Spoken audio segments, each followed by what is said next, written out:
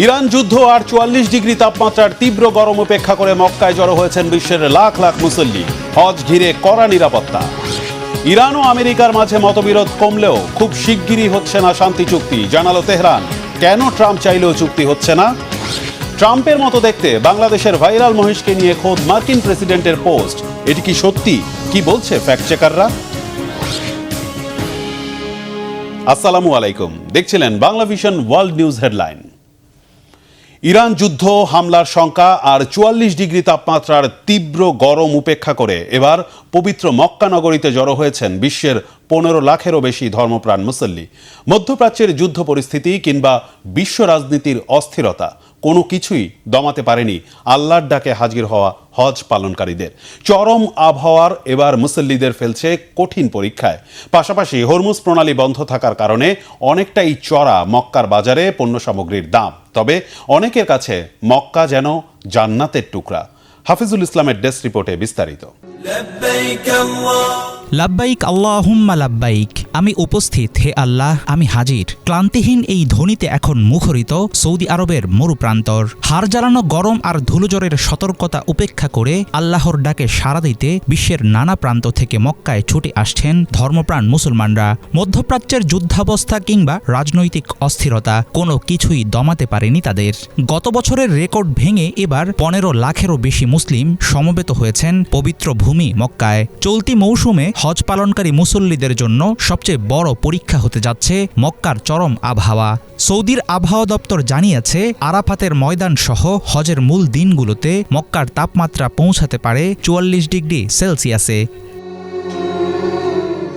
নানা সংকটের মাঝেই মক্কায় শুরু হয়েছে হজের মূল আনুষ্ঠানিকতা। বৈরী আবহাওয়ার কারণে আল্লাহর ঘর জিয়ারতকারীদের এবার দিতে হবে কঠিন অগ্নি পরীক্ষা। এর আগে জিল হজের প্রথম সপ্তাহে তাপমাত্রা সর্বোচ্চ ৪৭ ডিগ্রি পর্যন্ত উঠেছিল। তীব্র গরমের পাশাপাশি তায়েফের পাহাড়ি মেঘের কারণে মক্কায় প্রবল ধুলোঝড়ের আশঙ্কার কথাও জানিয়েছে সৌদি সরকার। কাঠফাটা রোদে খোলা আকাশের নিচে ইবাদত করার ক্ষেত্রে মুসল্লিদের সতর্ক থাকার নির্দেশ দিয়েছে স্থানীয় প্রশাসন। একই সঙ্গে দেয়া হয়েছে পর্যাপ্ত পানি পান করা ও ছাতা রাখার পরামর্শ। ইরান যুদ্ধের কারণে হরমুজ প্রণালী বন্ধ থাকায় বিশ্বজুড়ে তৈরি হয়েছে পণ্য সরবরাহের সংকট। এর সরাসরি প্রভাব পড়েছে মক্কার বাজারেও। নিত্য প্রয়োজনীয় জিনিসপত্র থেকে শুরু করে উপহার সামগ্রী, জামা কাপড়ের দাম চলে গেছে সাধারণ ক্রেতাদের নাগালের বাইরে। গত বছরের তুলনায় পণ্যের দামে তৈরি হয়েছে বিস্তর ফারাক। রূপা ও স্বর্ণের দাম বেড়ে যাওয়ায় অলংকারের দোকানে নেই আগের মতো ভিড়। আমি উপহার সামগ্রী কেনার জন্য বাইরে গিয়েছিলাম এবং দেখলাম সব জিনিসের দামই আমার ধারণার চেয়ে অনেক বেশি। আগে যখন আমি এখান থেকে কেনাকাটা করতাম তখন দাম কিছুটা ভালো ছিল, এমনকি সোনা, রূপা এবং পারফিউম সবকিছুর দামই এবার স্বাভাবিকের চেয়ে বেশি মনে হচ্ছে। মানুষের কেনাকাটার সামর্থ্য আগের বছরগুলোর তুলনায় এখন অনেকটাই দুর্বল। অতিরিক্ত দামের কারণে এবার বেচাকেনা কম। যে মানুষটি আগে অনেক জিনিস কিনতেন, চড়া দামের কারণে তিনি এখন কম কিনছেন। যেমন কেউ যদি আগে ৫,০০০ রিয়াল খরচ করতেন, আজ ৫,০০০ রিয়াল দিয়ে মাত্র ২,০০০ রিয়ালের সমপরিমাণ জিনিস কেনা যাচ্ছে। অতিরিক্ত মূল্যবৃদ্ধির কারণে কেনাকাটার চিরচেনা চিত্রে কিছুটা ভাটা পড়লেও অর্থনৈতিক টানাপোড়েন কিংবা ভূরাজনৈতিক অস্থিরতা স্পর্শ করতে পারেনি সবাইকে। অনেক হাজির কাছে মক্কার পবিত্র পরিবেশ যেন বাইরের পৃথিবীর সব কোলাহল ও যুদ্ধ বিগ্রহ থেকে বহু দূরের ভিন্ন এক শান্তির জগৎ। মক্কা একটা বুদবুদের মতো। আমরা যখন এখানে আসি তখন যেন একটা আলাদা জগতেই ঢুকে যাই। কোনো রাজনীতি বা ওইসব ঝামেলার কথা শুনতে পাই না। আমি যেমনটা বললাম, যুদ্ধও এখান থেকে অনেক দূরে। তীব্র দাবদাহ, চরম ক্লান্তি আর জাগতিক সব সংকটের সীমানা পেরিয়ে পবিত্র মক্কা এক নিরাপদ আশ্রয়। বুক ভরা ভরসা নিয়ে এখন হজের আনুষ্ঠানিকতা পালন করছেন পৃথিবীর নানা প্রান্তের লাখো মুসলমান। হাফিজুল ইসলাম, বাংলা ভিশন।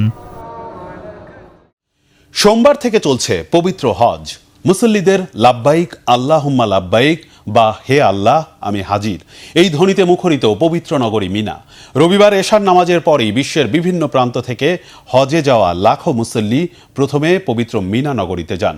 মিনায় যাত্রা শুরুর আগে ইহরামের সেলাইবিহীন কাপড়ে শরীর আবৃত করেন মুসল্লিরা।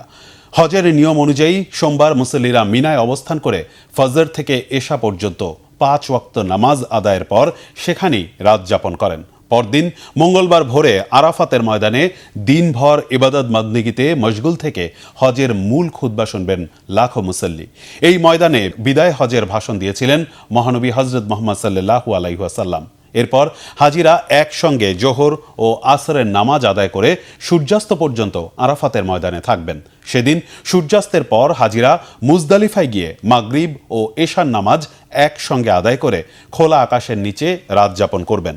পরদিন 10 জিলহজ বুধবার সূর্যোদয়ের আগে মুজদালিফা থেকে আবার মিনায় ফিরে প্রতীকী শয়তানকে পাথর মারবেন। এরপর মহান আল্লাহর সন্তুষ্টির আশায় পশু কোরবানি দিয়ে মাথার চুল ফেলে ইহরাম ভাঙবেন হাজিরা। এরপর হাজিরা পবিত্র কাবা শরীফ তাওয়াফ এবং 2 পাহাড় সাফা ও মারওয়া সাই করবেন। 11 ও 12 জিলহজ আবার শয়তানের উদ্দেশ্যে পাথর ছুঁড়ে হজের বাকি আনুষ্ঠানিকতা শেষ করবেন মুসল্লিরা। 12 জিলহজ সূর্যাস্তের আগেই মিনা ত্যাগ করার মধ্য দিয়ে শেষ হবে পবিত্র হজ। এদিকে টানা 3য় বছরের মতো পবিত্র হজ পালন করতে পারছে না ইসরায়েলের নৃশংস গণহত্যায় ধ্বংসের নগরী ফিলিস্তিনের গাজার হাজারো মুসলিম অধিবাসী। বিভিন্ন দেশ থেকে মুসল্লিরা যখন সৌদি আরবে হজ পালনের জন্য জড়ো হচ্ছেন, তখন গাজার বহু মানুষ যুদ্ধ, অবরোধ ও সীমান্ত নিষেধাজ্ঞার কারণে উন্মুক্ত কারাগারে অসহায় বন্দি জীবন পার করছেন। তাদের জানা নেই আর কখনো তারা হজে যেতে পারবেন কিনা। বিস্তারিত মীর ফজলে রাব্বির ডেস্ক রিপোর্টে। লাব্বাইক আল্লাহুম্মা লাব্বাইক ধ্বনি আর অশ্রু ভেজা প্রার্থনায় মুখরিত মক্কার আকাশ বাতাস। সৌদি আরবে শুরু হয়েছে পবিত্র হজের মূল আনুষ্ঠানিকতা। পৃথিবীর সবচেয়ে বড় এই ধর্মীয় জমায়েতে অংশ নিতে বিশ্বের বিভিন্ন প্রান্ত থেকে জড়ো হয়েছেন ধর্মপ্রাণ মুসল্লিরা। পবিত্র ভূমিতে বিশ্বের লাখ লাখ মুসলমান যখন হজের আনুষ্ঠানিকতায় মগ্ন, তখন ধ্বংসস্তূপের মাঝে দাঁড়িয়ে শুধুই দীর্ঘশ্বাস ফেলছেন গাজার বাসিন্দারা। যুদ্ধের নিষ্ঠুরতায় আরও একটি বছর হজের অধিকার থেকে বঞ্চিত রইলেন গাজার ভাগ্যহত মুসলিমরা। এই বছর গাজা থেকে নিবন্ধিত 2402 জন হজযাত্রী এখনও সৌদি আরবে যেতে পারেননি। এছাড়া হজে যাওয়ার জন্য অপেক্ষারত অবস্থায় 71 জন ফিলিস্তিনির মৃত্যু হয়েছে। ফিলিস্তিনি কর্মকর্তাদের দেওয়া তথ্যের বরাত দিয়ে এ সংবাদ প্রকাশ করেছে প্যালেস্টাইন ক্রনিকলস। দখলদার ইসরায়েলি বাহিনীর আগ্রাসনের টানা 3য় বছরের মতো পবিত্র হজ পালনের সুযোগ থেকে বঞ্চিত হচ্ছেন গাজা উপত্যকার হাজারো মুসলিম। 2023 সালের অক্টোবর থেকে দীর্ঘ সময় যুদ্ধ, ইসরায়েলি বাহিনীর হামলায় বাস্তুচ্যুতি এবং রাফা সীমান্ত বন্ধ থাকায় এমন অবস্থার সৃষ্টি হয়েছে। অনেকেই আছেন যাদের হজের জন্য জমানো সব অর্থ বাড়ির ধ্বংসস্তূপের নিচে চাপা পড়ে গেছে। সন্তানদের নিয়ে প্রাণে বাঁচলেও জীবনের প্রায় সবকিছুই হারিয়েছেন তারা। যেখানে প্রতিটা মুহূর্ত কাটে মৃত্যুর প্রহর গুণে, সেখানে হজের পবিত্র সফরের কথা ভাবাও যেন দূর আকাশের স্বপ্ন। এমনই এক ভাগ্যবিড়ম্বিত নারী নাজিয়া আবু লেহিয়া। স্বামীর সাথে হজ করতে যাওয়ার পরিকল্পনা করেছিলেন তিনি, কিন্তু ইসরায়েলি বাহিনীর হামলায় তার স্বামী মারা যাওয়ায় সেই সৌভাগ্য হলো না তার। আমার স্বামী আমার সাথে হজে যাওয়ার জন্য ব্যাকুল হয়ে অপেক্ষা করছিলেন, কিন্তু ভাগ্য সহায় হয়নি, তিনি চলে গেলেন। এখন আমার ভয় হয় হজের এই তীব্র আকাঙ্ক্ষা বুকে নিয়েই হয়তো আমাকেও চলে যেতে হবে। হাজিদের সাথে কেন এমনটা করা হচ্ছে? আমরা তো শুধু হজের ফরজ দায়িত্বটুকু পালন করতে চাই, অন্য কোনো উদ্দেশ্য তো নেই। এই পবিত্র দিনগুলোতে আমাদের তো মক্কায় থাকার কথা ছিল।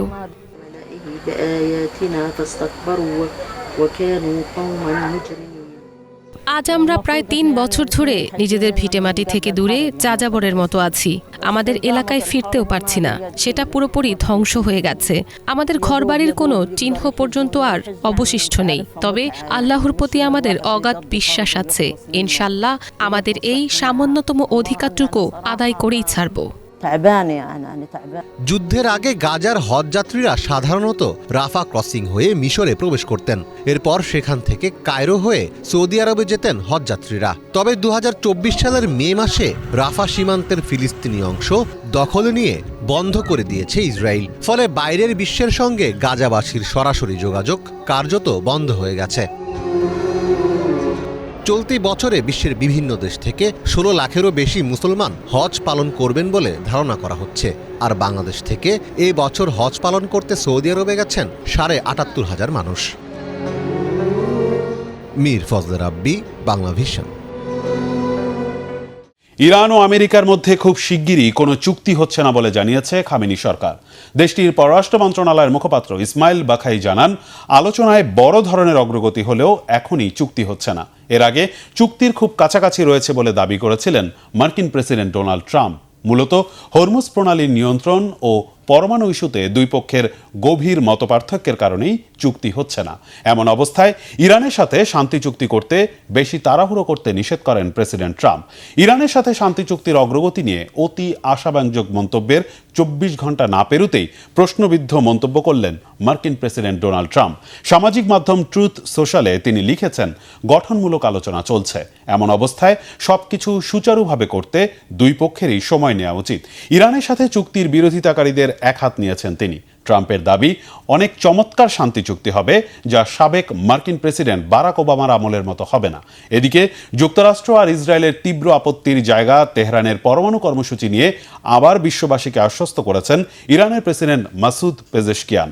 ভরসা দিয়ে বলেছেন, তেহরান পারমাণবিক অস্ত্র বানাবে না, আঞ্চলিক অস্থিতিশীলতা উস্কে দেওয়ার মতো কিছুই করবে না ইরান। যদিও ইরানের পারমাণবিক কর্মসূচি নিয়ে চরম উদ্বেগ কাটেনি ইসরায়েলের প্রধানমন্ত্রী বেনিয়ামিন নেতানিয়াহুর। সামাজিক মাধ্যমে তিনি জানিয়েছেন, এ বিষয়ে মার্কিন প্রেসিডেন্ট ট্রাম্পের সাথে ফোন আলাপ হয়েছে। শান্তি চুক্তির আগে ইরানের পারমাণবিক সক্ষমতা অর্জনের পথ বন্ধ হয়েছে, এমন নিশ্চয়তা চেয়েছেন ইসরায়েলের প্রধানমন্ত্রী। সারি সারি পশু, কিন্তু কিনতে পারছে না অনেকেই, কারণ আকাশ ছোঁয়া দাম। পবিত্র ঈদুল আজহাকে সামনে রেখে ইয়েমেনের পশুর হাটগুলো এখন জমে উঠলেও আনন্দের এই মৌসুমে দেখা দিচ্ছে এক কঠিন বাস্তবতা। কোরবানির পশুর চড়া দাম শুনে খালি হাতেই ফিরছেন অনেক ক্রেতা। কেন এতটা বেড়েছে কোরবানির পশুর দাম? কিভাবে যুদ্ধ ও অর্থনৈতিক চাপ প্রভাব ফেলছে স্থানীয় বাজারে? আর এই পরিস্থিতিতে সাধারণ মানুষ কিভাবে সামাল দিচ্ছে ঈদের প্রস্তুতি? ডেস্ক রিপোর্টে জানাচ্ছেন ইমরান মাহমুদ। পবিত্র ঈদুল আজহা দরজায় কড়া নাড়ছে। মুসলিম উম্মার অন্যতম বড় এই ধর্মীয় উৎসবকে কেন্দ্র করে ইয়েমেনের রাজধানী সানার পশুর হাটগুলো এখন বেশ জমজমাট। সকাল থেকে রাত পর্যন্ত ক্রেতা বিক্রেতাদের আনাগোনায় মুখর চারপাশ। তবে উৎসবের চিরচেনা আনন্দের পাশাপাশি এবারের ঈদের বাজারে স্পষ্ট হয়ে উঠেছে এক ভিন্ন ও কঠিন বাস্তবতা, আকাশ ছোঁয়া দামের চাপ। একদিকে বৈশ্বিক অর্থনৈতিক মন্দা ও যুদ্ধ পরিস্থিতি, অন্যদিকে স্থানীয় বাজারে জ্বালানি তেল ও নিত্যপণ্যের ঊর্ধ্বগতি। সব মিলিয়ে সাধারণ মানুষের পিঠ এখন দেয়ালে ঠেকে গেছে। সীমিত ক্রয় ক্ষমতা নিয়ে হাটে আসা মধ্যবিত্ত ও নিম্নবিত্ত মানুষের জন্য কোরবানি দেয়াটা এখন এক বড় চ্যালেঞ্জ হয়ে দাঁড়িয়েছে। সানার অন্যতম প্রধান একটি পশুর হাটে সারি সারি গরু, মহিষ, ভেড়া আর ছাগল নিয়ে বসে আছেন বিক্রেতারা। ক্রেতারা এক পাল থেকে অন্য পাল ঘুরছেন, পশু দেখছেন, কিন্তু যখনই দাম শোনার পালা আসছে তখনই তাদের চোখে মুখে ফুটে উঠছে তীব্র হতাশা। গত বছরের চেয়ে এবার গরু ও ভেড়ার উপস্থিতি অনেক ভালো। এই বছর স্থানীয় পর্যায়ে পশুর প্রজনন ও লালন পালন বেশ বেড়েছে। আল্লাহর রহমতে প্রচুর পরিমাণে স্থানীয় পশু বাজারে এসেছে। আসলে পশুর প্রাপ্যতা বা উৎপাদন কোনো সমস্যা নয়, আসল সমস্যা মানুষের কেনার সামর্থ্য নিয়ে। দাম যেভাবে বেড়েছে তা সত্যি অযৌক্তিক। আমাদের মতো সাধারণ মানুষ এখন তীব্র সংকটে ভুগছে।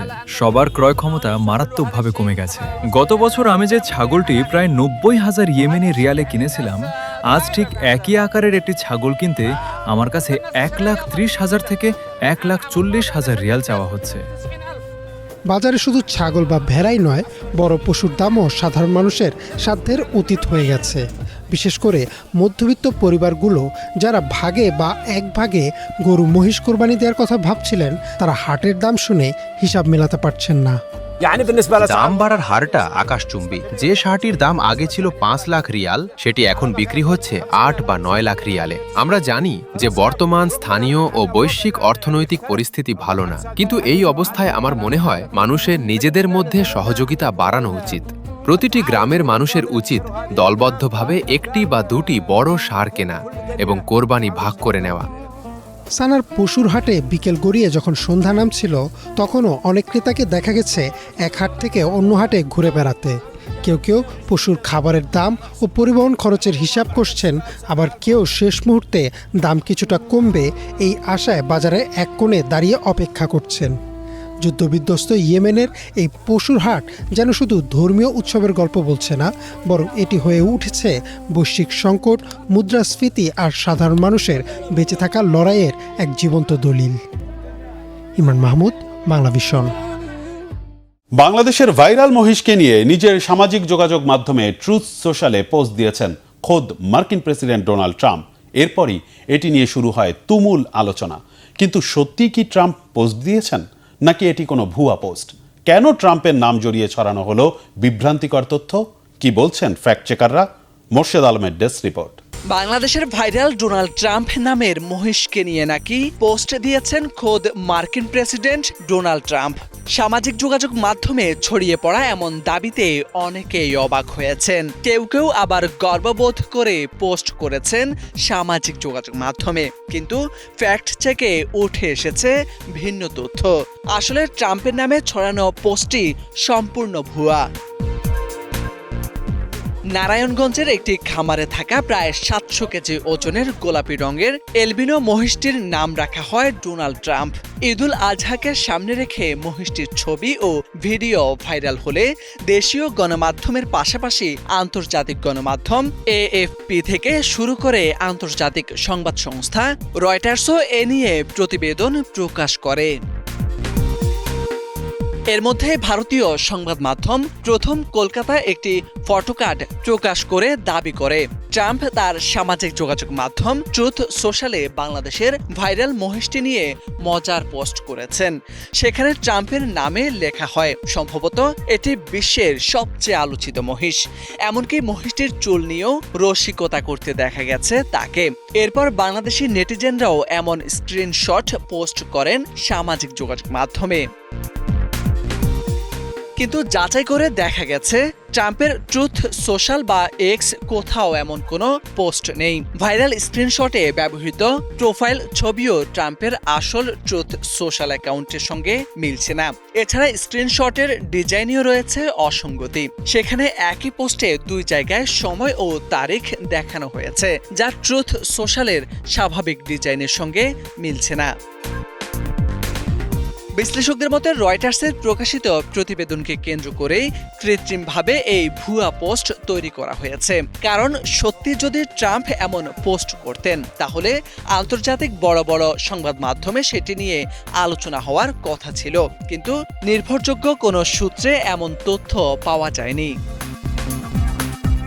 ফলে বাংলাদেশের বিভিন্ন ফ্যাক্ট চেকে নিশ্চিত হওয়া গেছে বাংলাদেশের ভাইরাল ডোনাল্ড ট্রাম্প নামের মহিষকে নিয়ে মার্কিন প্রেসিডেন্ট ডোনাল্ড ট্রাম্প কোনো পোস্ট দেননি।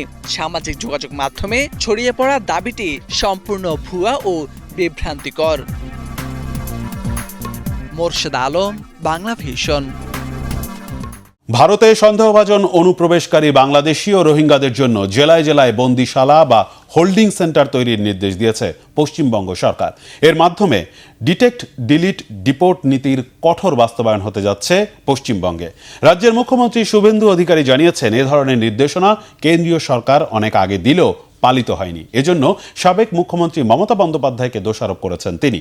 পশ্চিমবঙ্গের সচিবালয়ে নবান্নের নির্দেশিকায় বলা হয়েছে, অবৈধভাবে বসবাসকারী বাংলাদেশি ও রোহিঙ্গাদের ফেরত পাঠানোর প্রক্রিয়া শুরু হচ্ছে। এজন্য জেলাগুলোতে হোল্ডিং সেন্টার তৈরি হবে। অনুপ্রবেশকারীর পাশাপাশি জেল থেকে মুক্ত বিদেশিদের রাখতেও এই সেন্টারগুলোকে ব্যবহার করা হবে। নবান্নের নির্দেশিকা রাজ্য পুলিশের ডিজি, জেলা প্রশাসক ও পুলিশ সুপারের কাছে পাঠানো হয়েছে। সন্দেহভাজন অনুপ্রবেশকারীদের 30 দিনের জন্য হোল্ডিং সেন্টারে আটকে রাখা যাবে। এই সময়ের মধ্যে সন্দেহভাজনের নথিপত্র খতিয়ে দেখে তিনি ভারতীয় কিনা যাচাই করা হবে। গেল সপ্তাহে মুখ্যমন্ত্রী শুভেন্দু জানিয়েছিলেন, যারা সিএএ বা নাগরিকত্ব সংশোধনী আইনের অন্তর্ভুক্ত নন তাদের অবিলম্বে গ্রেফতার করে সীমান্তরক্ষী বাহিনী বিএসএফ এর হাতে তুলে দেওয়া হবে। এরপর তাদের নিজ নিজ দেশে ফেরত পাঠাতে কাজ করবে বিএসএফ। তুরস্কের প্রধান বিরোধী দল রিপাবলিকান পিপলস পার্টি সিএইচপির সদর দপ্তরে হানা দিয়ে ভাঙচুর আর ধরপাকড়ে ব্যাপক তাণ্ডব চালিয়েছে দাঙ্গা পুলিশ। সিএইচপির প্রধান হিসেবে ওজগুর ওজেলের নির্বাচিত হওয়া আপিল আদালতে অবৈধ ঘোষণার জেরে এই বিশৃঙ্খলার সূত্রপাত হয়। বৃহস্পতিবার তিনি রায় মানতে অস্বীকৃতি জানালে দলীয় নেতাকর্মীদের মধ্যে তৈরি হওয়া চাপা অসন্তোষ আর সরকারের কঠোর অবস্থান রবিবার সহিংস রূপ নেয়। রাজধানী আঙ্কারায় সিএইচপির প্রধান কার্যালয়ে দাঙ্গা পুলিশ হানা দিলে দলীয় নেতাকর্মীরা রাস্তায় ব্যারিকেড দিয়ে বাধা দেওয়ার চেষ্টা চালায়। এক পর্যায়ে সংঘর্ষে জড়ায় দুই পক্ষ। এ সময় সরকার বিরোধী স্লোগান দেন বিক্ষুব্ধরা। 2024 সাল থেকে সরকারি দমন নীতির কারণে চাপের মধ্যে আছে ধর্মনিরপেক্ষ মধ্যপন্থী দল সিএইচপি। দুর্নীতির অভিযোগে এই দলের শতাধিক নির্বাচিত নেতা আর প্রশাসনিক কর্মকর্তাকে কারাগারে পাঠিয়েছে প্রেসিডেন্ট রিসেপ তাইয়েপ এরদোয়ানের ইসলামপন্থী একে পার্টি সরকার। 77 বছর বয়সী প্রবীণ রাজনীতিক এবং সিএসপির চেয়ারম্যান কেমেল কিলিকদারোগ্লুকে অজগুর ওজেলের স্থলাভিষিক্ত করেছে আদালত। তিনি 2023 সালের প্রেসিডেন্ট নির্বাচনে এরদোয়ানের কাছে পরাজিত হয়েছিলেন। আদালতের এই পদক্ষেপকে তুরস্কের গণতন্ত্রের ইতিহাসে কালো দাগ হিসেবে উল্লেখ করেছে জনসমর্থনের দিক থেকে তৃতীয় স্থানে থাকা কুর্দিপন্থী ডেমোক্রেসি পার্টি। আরও একটি যুদ্ধে জড়াতে চায় আমেরিকা। ইরানের পর এবার কিউবায় হামলার হুমকি দিয়েছে ট্রাম্প প্রশাসন। পাল্টা কড়া আঘাতের হুঁশিয়ারি দিয়েছে কিউবাও। পাল্টাপাল্টি হুমকিতে ব্যাপক উত্তেজনা বিরাজ করছে ক্যারিবীয় অঞ্চলে। যে কোনো দিন মার্কিন হামলা হতে পারে এমন শঙ্কায় কোটি কোটি মানুষকে সমরসজ্জায় থাকার নির্দেশ দিয়েছে কিউবা। ভেনেজুয়েলার সহজে পার পেয়ে গেলেও কিউবায় হামলা চালালে যুক্তরাষ্ট্র সহজে পার পাবে না বলে সতর্ক করেছেন বিশ্লেষকরা। হিজল জুবাইরের ডেস্ক রিপোর্ট। 3 দশক আগে 1996 সালে নিজেদের আকাশসীমায় অনুপ্রবেশের অভিযোগে কিউবা বিরোধী তৎপরতায় সংশ্লিষ্ট 2টি উড়োজাহাজ ভূপাতিত করেছিল কিউবান এয়ারফোর্স। তাতে 3 মার্কিন নাগরিক সহ 4 জন নিহত হন। ভাই কিউবার সাবেক প্রেসিডেন্ট রাউল কাস্ত্রোকে বিচারের মুখোমুখি করতে চায় রাশিয়া ও চীনের মিত্র বামপন্থী মতাদর্শের দেশটিকে জাতীয় ঝুঁকি দাবি করে কয়েক মাস ধরেই ক্রমাগত সামরিক হামলার হুমকি দিয়ে চলেছেন মার্কিন প্রেসিডেন্ট ডোনাল্ড ট্রাম্প। এর জবাবে কিউবার বর্তমান প্রেসিডেন্ট মিগুয়েল দিয়াস ক্যানেল হুঙ্কার দিয়ে জানিয়েছেন কোনো ধরনের হামলা হলে রক্তের বন্যা বয়ে যাবে। তুমুল এই উত্তেজনার আবহে এরই মাঝে যে কোনো সামরিক আগ্রাসনের বিরুদ্ধে সুরক্ষায় পারিবারিক পর্যায়ে করণীয় নিয়ে এক জরুরি নির্দেশিকা জারি করেছে কিউবার বেসামরিক প্রতিরক্ষা বিভাগ। যুক্তরাজ্যের গ্লাসগো বিশ্ববিদ্যালয়ের লাতিন আমেরিকান রাজনৈতিক অর্থনীতির অধ্যাপক ও কিউবা অ্যানালাইসিস পডকাস্টের উপস্থাপক ইয়াফে আল জাজিরাকে বলেছেন, এই নির্দেশিকা কিউবার প্রতিরক্ষা তত্ত্ব ওয়ার অব অল পিপল বা জনযুদ্ধের ওপর ভিত্তি করে তৈরি। সোভিয়েত ইউনিয়নের বিলুপ্তির পর কিউবা এই নীতি গ্রহণ করে। এর লক্ষ্য হল গেরিলা যুদ্ধ, স্থানীয় মিলিশিয়া এবং বেসামরিক প্রতিরক্ষা নেটওয়ার্কের মাধ্যমে দেশের সাধারণ জনগণকে সংগঠিত করে বিদেশি হামলা প্রতিহত করা। ইয়াফে বলেন, কিউবার প্রত্যেক নাগরিক সামরিকভাবে প্রশিক্ষিত। তারা সবাই এই জাতীয় প্রতিরক্ষা ব্যবস্থার আওতাভুক্ত। সব মিলিয়ে কিউবা বর্তমানে কতটা সুরক্ষিত তা নিয়ে বিশ্লেষকদের মধ্যে মতবিরোধ রয়েছে। অনেক বিশ্লেষক মনে করেন মার্কিন অবরোধের কারণে জ্বালানি সংকট, বিশেষ করে ভেনেজুয়েলায় প্রেসিডেন্ট নিকোলাস মাদুরো ক্ষমতাচ্যুত হওয়ার পর জ্বালানি সরবরাহে ঘাটতি থাকলেও কিউবা অরক্ষিত নয়। ভেনেজুয়েলা মডেল এখানে কাজ করবে না। ইয়াফে বলেন, কিউবার নেতৃত্ব ও জনগণের কথা হলো যুক্তরাষ্ট্র যদি এখানে আসে তাহলে 1 কোটি মানুষ তাদের প্রতিরোধ করবে এবং এটা বাস্তব। ভেনেজুয়েলার তুলনায় কিউবার সেনাবাহিনী অনেক বেশি প্রশিক্ষিত, তাদের সরঞ্জামও তুলনামূলকভাবে উন্নত বলছেন বিশ্লেষকরা। একই সাথে যুক্তরাষ্ট্রের খুব কাছে হওয়ার কারণে কিউবার পাল্টা জবাব দেওয়ার ক্ষমতাও অনেক বেশি। ভেনেজুয়েলা বা ইরানে যুক্তরাষ্ট্রের সেই পরিস্থিতির মুখোমুখি হতে হয়নি, কিন্তু কিউবায় হামলা হলে যুক্তরাষ্ট্রের বিভিন্ন শহরে যে পাল্টা হামলা হবে তা কোনো কল্পনা নয়, বরং বাস্তব হয়ে দাঁড়াতে পারে। যুক্তরাষ্ট্রের বেসামরিক জনগণ মায়ামি সহ বিভিন্ন শহরকে লক্ষ্যবস্তু করে ক্ষয়ক্ষতি করার ক্ষমতা তাদের অনেক বেশি বলে অভিমত বিশ্লেষকদের। কিউবা সব সময় রাশিয়া ও চীনের সঙ্গে ঘনিষ্ঠ সম্পর্ক বজায় রেখেছে। এ নিয়ে বরাবরই ব্যাপক উৎকণ্ঠিত যুক্তরাষ্ট্র। সম্প্রতি মার্কিন সংবাদ মাধ্যম অ্যাক্সিওস গোয়েন্দা তথ্যের বরাতে জানিয়েছে, দেশটি এরই মাঝে অন্তত 300টি সামরিক ড্রোন সংগ্রহ করেছে। তারা গুয়ান্তানামো বের মার্কিন নৌঘাঁটি, নৌযান ও যুক্তরাষ্ট্রের দ্বীপ শহর কি ওয়েস্টে হামলার পরিকল্পনা করছে, যদিও কিউবা এ দাবি প্রত্যাখ্যান করেছে। বিশ্লেষকরা বলছেন, মাতৃভূমি অথবা মৃত্যু, আমাদের জয় হবেই। এটাই হলো কিউবার বর্তমান শাসক গোষ্ঠীর জাতীয়তাবাদী চেতনার মূল কথা। রাউল কাস্ত্রোকে মাদুরোর মতো অপহরণ করা হলে তা কিউবার সরকারকে নমনীয় করার বদলে জেদ বাড়িয়ে দেবে। তারা হাল ছাড়বে না, ফলে পুরো অঞ্চলেই সংঘাত ছড়িয়ে পড়তে পারে। হিজল জুবায়ের, বাংলা ভিশন। সকালে ঘুম থেকে উঠে সাধারণত মানুষ চা বা কফি পান করেন, কিন্তু কানাডার এক তরুণীর দিন শুরু হয় পেট্রোল পান করে। শুনতে অবিশ্বাস্য লাগলেও এই তরুণীর এমন অদ্ভুত আসক্তির গল্প আবারও ভাইরাল হয়েছে সামাজিক যোগাযোগ মাধ্যমে। চিকিৎসকরা সতর্ক করলেও কিছুতেই মানতে নারাজ তিনি। কেন চায়ের বদলে পেট্রোল পান করেন তরুণী? মোর্শেদ আলমের আরেকটি ডেস্ক রিপোর্ট। সকালে ঘুম থেকে উঠে কেউ চা খায়, কেউ কফি, কিন্তু এই তরুণীর দিন শুরু হয় পেট্রোল পান করে। শুনতে অবিশ্বাস্য লাগলেও এটি তার প্রতিদিনের অভ্যাস। সকালে পেট্রোল না পেলে নাকি অস্বস্তি শুরু হয় তার। আর এই অদ্ভুত নেশার গল্প এখন তোলপাড় ফেলেছে সামাজিক যোগাযোগ মাধ্যমে। কানাডার বাসিন্দা শেনন নামের ওই তরুণীর অদ্ভুত আসক্তির বিষয়টি সামনে আসে বেশ কয়েক বছর আগে জনপ্রিয় টিভি শো মাই স্ট্রেঞ্জ এডিকশনে। তবে সম্প্রতি বিষয়টি নতুন করে আবারও ভাইরাল হয় সামাজিক যোগাযোগ মাধ্যমে। শেননের এই কাহিনী ভাইরাল হওয়ার পর নেটদুনিয়ায় শুরু হয়েছে হাস্যরস। তবে শেনন জানান, প্রথমে শুধু পেট্রোলের গন্ধই তার ভালো লাগতো। ধীরে ধীরে সেই গন্ধ শোঁকা থেকে শুরু হয় ভয়ঙ্কর আসক্তি। একসময় সরাসরি পেট্রোল পান করাই হয়ে যায় নিত্যদিনের অভ্যাস। শেননের দাবি, পেট্রোল মুখে নিলেই জিভে ঝিনঝিরে অনুভূতি হয়, গলায় জ্বালাপোড়া করে। তবুও নিজেকে আটকাতে পারেন না তিনি। বিশেষ করে মানসিক চাপ, একাকিত্ব বা উদ্বেগ বাড়লে আরও বেশি পেট্রোল পান করেন। এমনকি ঘুমানোর আগেও প্রয়োজন হয় এই বিষাক্ত তরলের। পরিবার বহুবার তাকে এই নেশা ছাড়ানোর চেষ্টা করলেও গোপনে আবারও পেট্রোল পান করেন শেনন। চিকিৎসকদের মতে দীর্ঘদিন পেট্রোল পান করলে ফুসফুস, কিডনি, যকৃৎ ও মস্তিষ্ক মারাত্মকভাবে ক্ষতিগ্রস্ত হতে পারে। এমনকি স্নায়ুতন্ত্র বিকল হওয়ারও ঝুঁকি থাকে। মানসিক স্বাস্থ্য বিশেষজ্ঞরা বলছেন, এটি সাধারণ কোনো নেশা নয়, বরং পিকা নামের এক বিরল মানসিক ও শারীরিক সমস্যা, যেখানে মানুষ মাটি, খড়ির রং কিংবা পেট্রোলের মতো ক্ষতিকর জিনিস খাওয়ার প্রবল আকাঙ্ক্ষা অনুভব করে। মোর্শেদ আলম, বাংলা ভিশন। এই ছিল আজকের মতো। সাথে থাকায় ধন্যবাদ।